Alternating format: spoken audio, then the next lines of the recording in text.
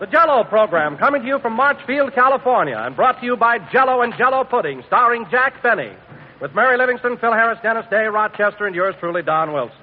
The orchestra opens the program with Wings of America, written by Lieutenant Jesse Hicks of the Marchfield Post.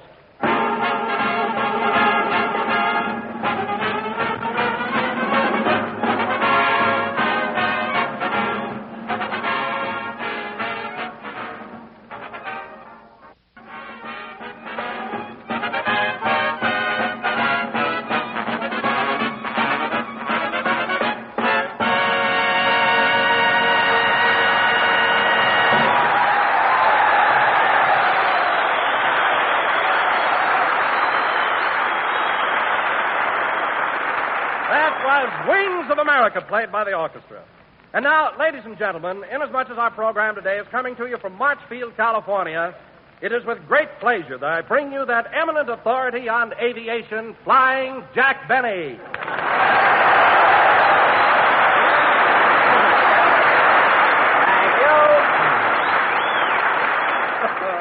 Thank you. Hello again. This is Jack Benny talking. Flap, flap. I'm flying, boys. And, Don, that was really a lovely introduction. I mean, calling me an eminent authority on aviation. How'd you ever find out about that, Don? Why, don't you remember, Jack? Just before the broadcast, you told me to introduce you that way. Oh, yes. But that's the truth, Don. It isn't commonly known, but years ago, I was the first person to ever think of the airplane. Only it so happens that a couple of other fellows perfected it before I did. The Smith brothers, Orville and Wilbur.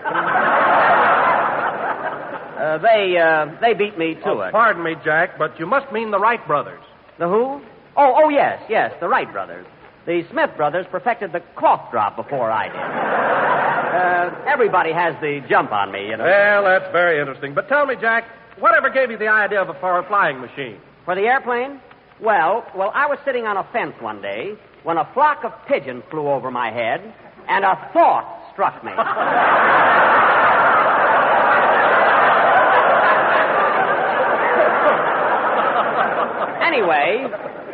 Anyway, I said, if those things can fly, so can Benny. So I made a pair of big canvas wings, tied them onto my bicycle, and rode right off the roof of my father's barn. And what happened? I lit on my head, and I've been a comedian ever since. For a few years, I was quite silly, and then I became sophisticated. But that's what an inventor has to go through. Oh, hello, Mary. Hello, Jack. Hiya, fellas.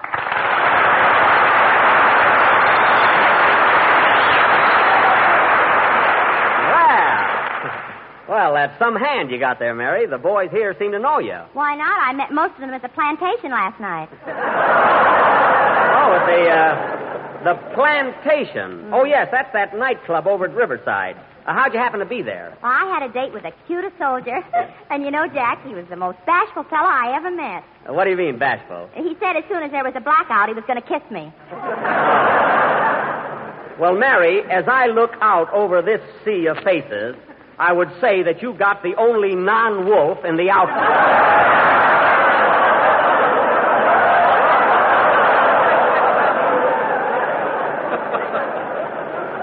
No. No kidding.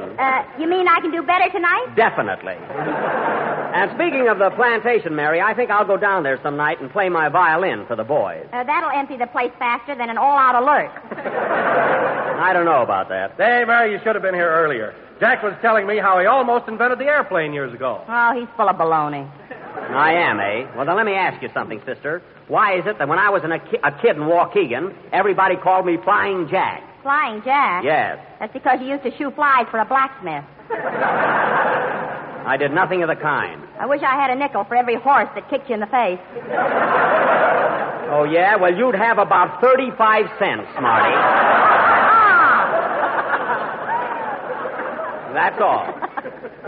And incidentally, those kicks didn't hurt my career as a comedian either. You know, it's amazing how close I... Well, look who's here, if it isn't Piano Teeth. Hiya, Jackson. Well, here I am, fellas. Make Harris happy.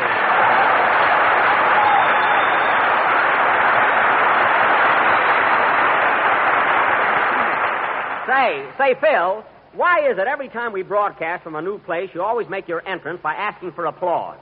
Why don't you let the audience decide whether they want to give you a hand or not? I tried that once, Jackson, and there was a lull that was a Lulu. Oh. Anyway, look, Jackson, I didn't ask for applause. I just said make Harris happy. They could have thrown money at me or anything. I don't care. And another thing, what's the idea of calling me piano teeth? Are you jealous because my ivories are real? Let me tell you something, Phil. Your teeth may be the McCoys, but that smile of yours must work from a button somewhere.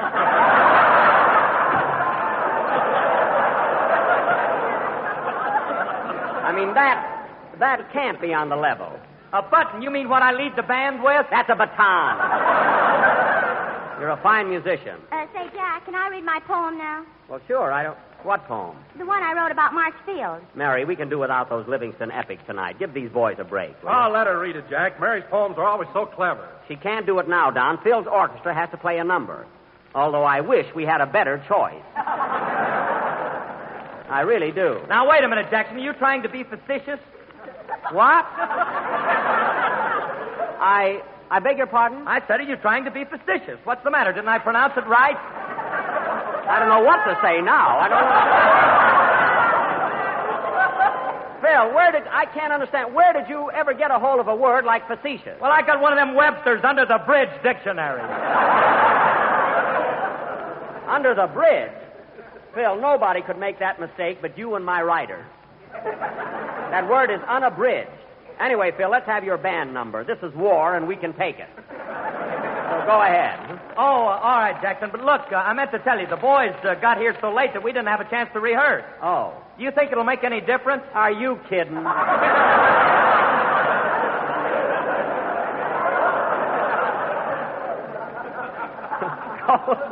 Go ahead, Phil. Hold it. Come in. Mr. Benny? Yes? On behalf of the officers and men of Marchfield, I'd like to present you with this lovely 100-pound bomb. A bomb? Well, thanks, but gee whiz, isn't it liable to go off? Yes, I'll see you around.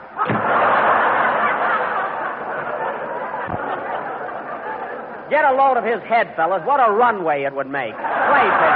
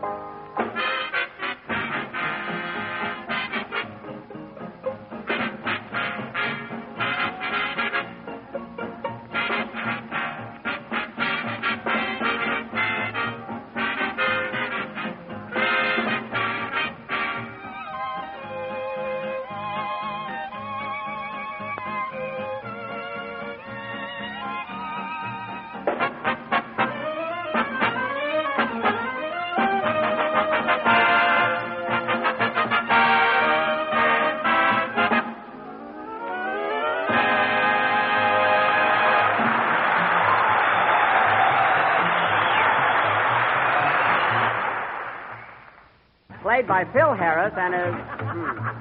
Hey, Phil, you can tell your bass fiddle player to stop. The number's over. Oh, yeah. Stop beating it out, Fletcher. I knew we should have rehearsed. Thanks, Phil. That was Tonight We Love, played by Phil Harris. I got a good mind to fire that guy. What for? He made a little mistake, that's all. He probably started late, so he finished late. Say. Well, he ain't going to get paid overtime. All right, forget it. That was Tonight We Love, played by Phil Harris. That burns me up, and it's a blot on my record as a great conductor. Phil, forget it, will you? Forget it. Would Leopold forget it? Would Stokowski forget it? That's Leopold Stokowski. He's one man. My goodness. Well, holy smoke, how can one man lead such a big orchestra? He works on a bicycle and shut up. That was Tonight We Love, played by Phil Harris. Oh, the heck with it. Say, Jack, can I read my poem now? Mary, never mind the poem. Doris and Edie are listening in. Tear it up, will you? You let me read it, or I'll tell all these voices who still owe $8 on your toupee. Now, just a minute, young lady. In the first place, I don't wear a toupee. In the second place, it's paid for. Then take the tag off. That's not a price tag. That little ticket says this side up. I can go along with a gag. Sister. And I can go along with a gag, too. My dear ladies, why don't you tell your husband to put on his toupee and go down to your neighborhood grocer for a package of Jell-O? It is not only easy to make, but economical as well. So you will find that it is not hard to pay for. Oh, for heaven's sake. And remember, folks, Jell-O has that new locked-in flavor. The flavor doesn't go away. I know. You put it in and it's there to pay. I know. Don, you're a whiz. I give you an inch, you make a commercial out of it. Hello, Mr. Benny. Sorry I'm late. Oh, hello, Dennis. Take a bow, okay?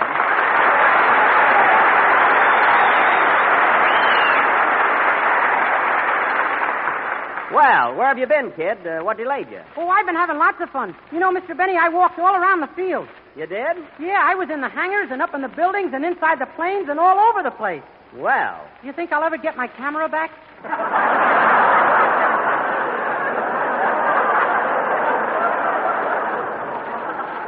I doubt it.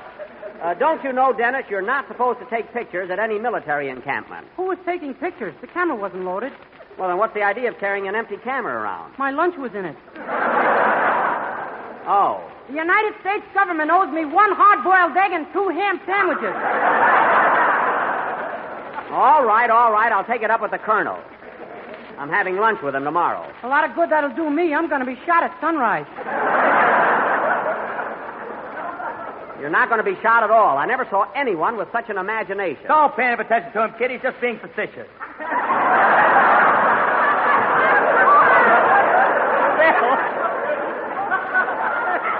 Will you forget about that word? Say, Dennis, when you go to get... Dennis, when you go to get shot in the morning, take Phil with you. Please. I'd love to, but I don't know if I can bring a friend. Well, try. That's all I ask. And now, ladies and gentlemen... I salute you, old Marchfield, and I really think you're swell. Mary, I warned you. Well, I want to read my poem. Then start it right. What's the title of it? The title? Yes. Not January Field, not February Field, but March Field. The trouble with that title, Mary, is it tips off the fact that the poem is going to be putrid. But go ahead with it. I'm going out for a glass of water. Come back here, you coward. Okay, let's get it over with. Go ahead, Mary. I salute you, old Marchfield, and I really think you're swell.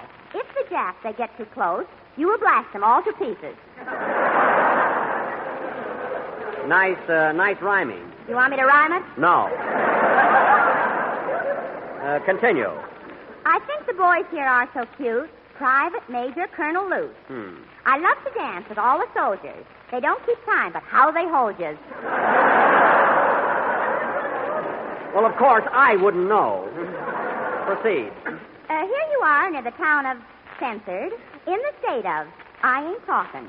And your hangar's full of, don't ask me, because I'm not squawking. Well, what's that for? Why all the mystery? Military secrets, Daddy. Wake up. Oh, yes. Continue.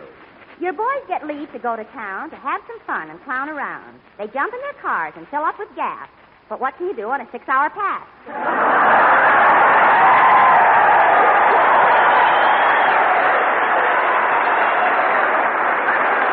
Very good. You ought to stop, Mary, after that big laugh. How about doing your song now, Dennis? Okay. Oh, wait a minute. I'm not through yet. Oh. Last verse coming up. Go ahead. Before I close this lovely poem, I have a word for those at home. Now get this, folks, and keep on trying, because the bonds you buying will keep 'em flying. The end. Oh, that's very good.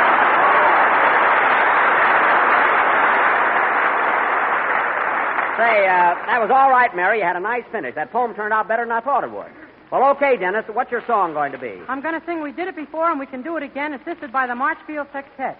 The Marchfield Sextet. Dennis, there are 8 soldiers in back of you. 2 of them are guarding me till I get shot. Oh. Well, I guess a guy that carries a hard-boiled egg and a camera has it coming to him. Go ahead, sing, Ken. Wait a minute. Come in. Mr. Benny? Yes? On behalf of St. Peter, I want to welcome you to the Pearly Gate. Pearly Gate? Didn't that bomb go off yet? Get out of here! I wish that character would stop following me all over the country.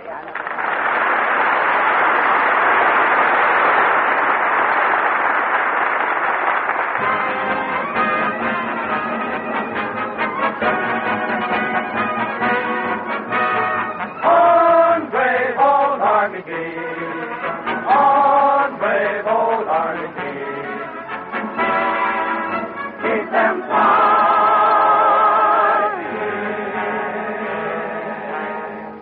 December 7th, 1941, our land of freedom was defied.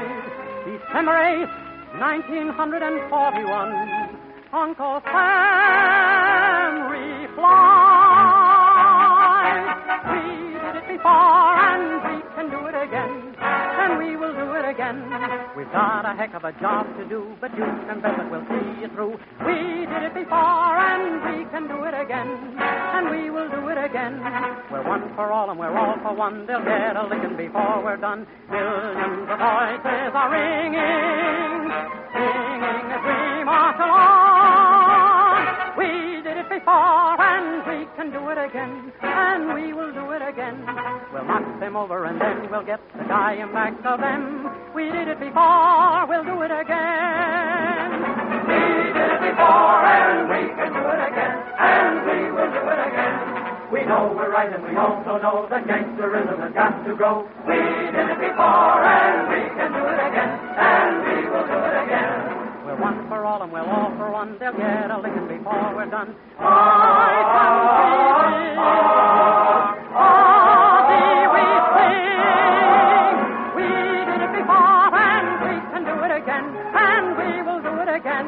We're going to show them in Tokyo we Yanks are out to win. We did it before, we'll do it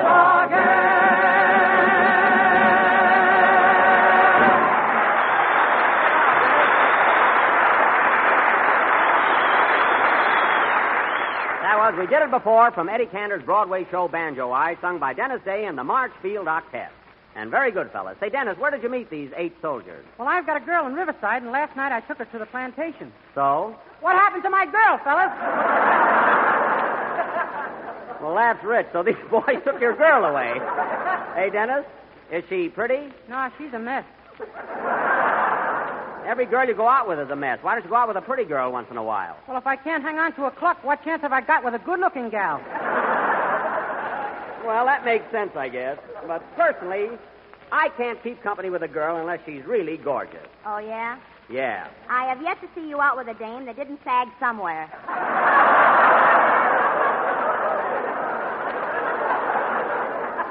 Is that so? I've been out with some pretty hot-looking babies, haven't I, Phil? Lay off, Jackson. I'm a married man. Well, for Pete's sake, you can talk about pretty girls, can't you? Nope, no talking and no looking. No looking? Not even on a windy day? On windy days, I'm not allowed out of the house.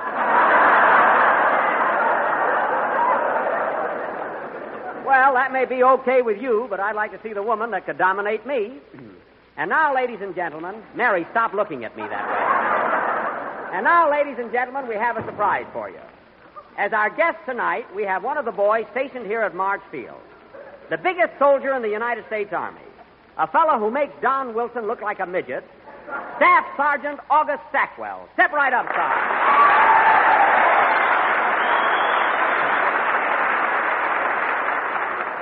Wow, what a physique. You ought to see him, folks. He looks like Boulder Dam in a khaki uniform.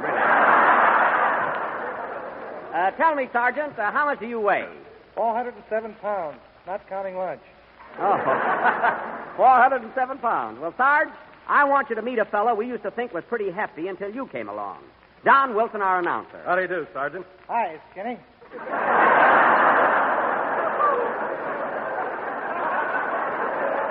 You didn't know you were going to get those kind of laughs, did you? Now, look, if you don't mind, Sarge, I'd like to ask you a few questions. To begin with... If a little woman hadn't put me on a diet, I'd make this guy look like a toothpick. Don, please, don't be so jealous. Now, Sergeant, I'm sure our listeners would like to know something about your history.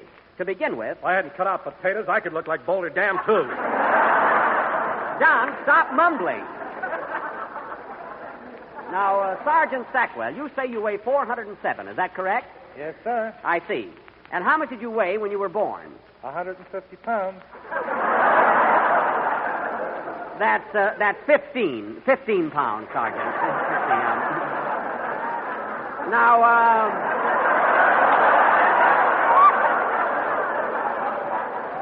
he looks like Wilson and he reads like Phil Harris.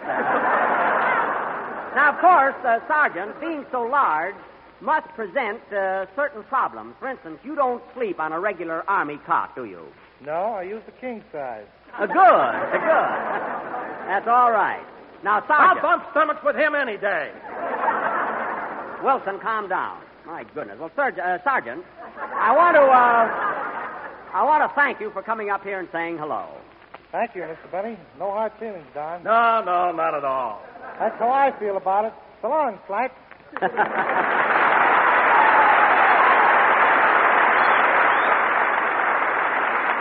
That Stackwell is an awfully nice fella. And, Don, I don't know what's the matter with you today. Andy Devine is much fatter than you are, and you've never been jealous of him. Oh, he wears pads under his clothes. Get wise, will you? Andy Devine wears pads? I can't believe it. Say, Jackson, did you hear Andy on Fred Allen's program last Wednesday? The guy was terrific. No, I missed Allen's program last week, and I'm just sick about it. Of course, not as sick as if I'd listened in. How was the show? It was darn good, and Andy sure spilled the beans about you. What do you mean? Well, Andy said you never let the actors get together on your program because you're afraid they'll organize and strike for back salary. That's the silliest remark I ever heard. What did Allen say? He seemed to think it was quite facetious. Facetious. I know, facetious. Shut up. And before we go any further, I'd like to clear this thing right now. If there's anybody in this cast that I owe back salary to, I wish he'd raise his hand. Come on. There, you see? Nobody raised their hand. I got mine up, Mr. Benny. Okay, Dennis, but come right back.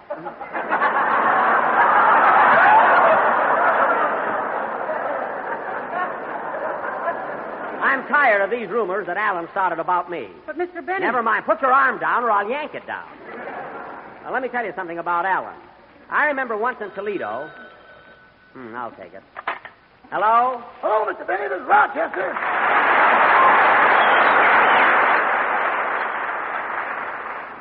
Oh, hello, Rochester. What do you want? I got bad news for you, boss. You'll have to take the Greyhound back to town. Why? Well, here's what happened. I filled up the gas tank this morning and started out from Beverly Hills like you told me to. Am I Maxwell? Huh? It was a beautiful day. The sun peeping over the snow-capped mountains gave one the feeling that all was serene. Rochester, forget the mountains. What happened to my car? Well, I was driving through Ontario when a big truck ahead of me full of oranges suddenly stopped. And what happened? Marmalade.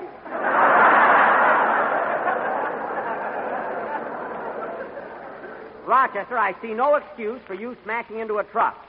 What do you think the emergency brake is for? It ain't for stopping. We found that out. Well, tell me about the car. Is it damaged much? No, it worked out fine. The fenders are straight now. Well, good.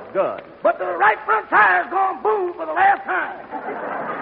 Oh, well, I guess there's nothing else to do but go out and buy a new tire. I beg your pardon? I said go out and buy a new tire. A new tire? Yes. Just a second. I'll put Superman on the phone. Oh, that's right. It is pretty hard to get tires now. I'll tell you what. Use the spare. We ain't got no spare. What do you mean? I cut it up last week when you needed rubber heels for your brown shoes.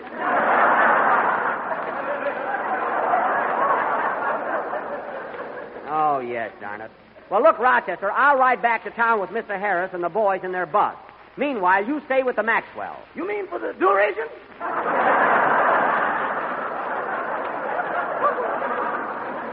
You can have that tire fixed. Now, hang up. This is long distance. Okay. Okay. Oh, say, boss, looks like you owe me $10 on that bet we made. Yes, I know Buddy Bear lost. But I can't understand how Lewis knocked him out in the very first round. Well, you see, Joe's in the Army now, and he had to get back to camp before tap. Oh, well, that explains it. So long, Rochester. Goodbye. Gee, I've got to get a tire. I wonder how that rubber tree in my greenhouse is coming along. Play, Phil. Tomorrow night for dessert, surprise the family with a grand dessert, Jack Benny's jellied fruit medley and one of Jack's own special favorites. It's a delightful dessert, a real treat to the taste, and yet so quick and easy to make. Simply dissolve 1 package of Jell-O imitation strawberry flavor in 1 pint of hot fruit juice and water. Next, chill until slightly thickened and fold in 1 can of fruit salad cut into small pieces. Chill until firm, and then serve with a garnishing of spicy mint leaves and bright red cherries. What a beautiful-looking dessert it is. A rich, colorful combination of delicious canned fruit salad and rosy pink strawberry Jell-O. Many grocers are featuring these items, both of them, all next week. So get them both tomorrow. And remember, desserts made with Jell-O taste really swell, because Jell-O's locked-in process protects the flavor for your enjoyment. We're a little late, so good night, folks.